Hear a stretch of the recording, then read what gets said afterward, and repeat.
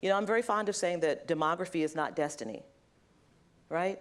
I know that people say, you know, we're getting ready to be a majority-minority country, if you believe in that terminology, or majority people of color.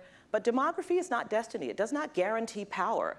And we're at a moment where we have to decide who we're going to be.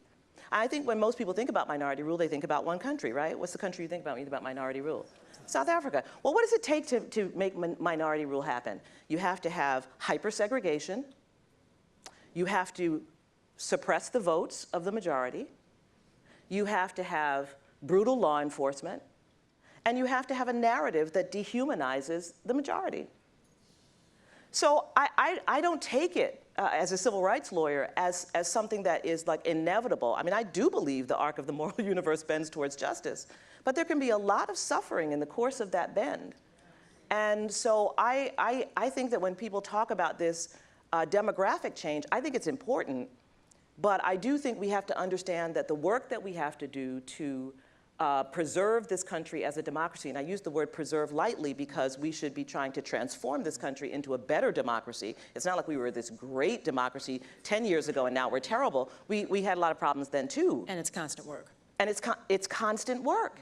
That's the privilege of being a citizen in this country has a cost.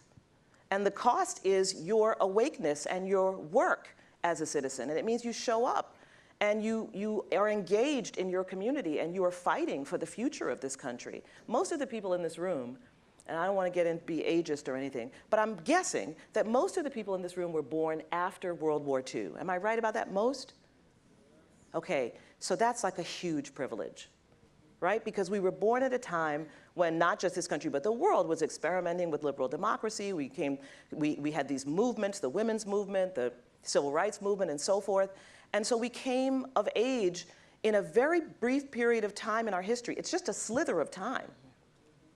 And we've come to believe that this is just how it inevitably is supposed to be, and we don't have to do anything to preserve it. It's like a farmer who plants one good crop. You know, I remind people that, like, if you imagine that American democracy can't really be said to truly exist until at least 1954. I mean, if you have, by law, kept a part of the population that are citizens from participating fully as citizens.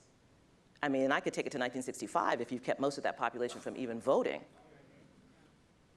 We've only been a democracy for a very short period of time. You could take it even later than that. I could, but I'm gonna be generous and say, let's say 1965. I'm willing to give it 1954. That's 65 years. That would mean we've only been legally, on paper, a democracy for 65 years, and we're wondering why we're in this kind of strife.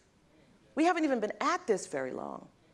So I do think that the moment that we're in really compels a kind of awakening of what it means to be a citizen in what is actually a truly ambitious experiment, which is this country.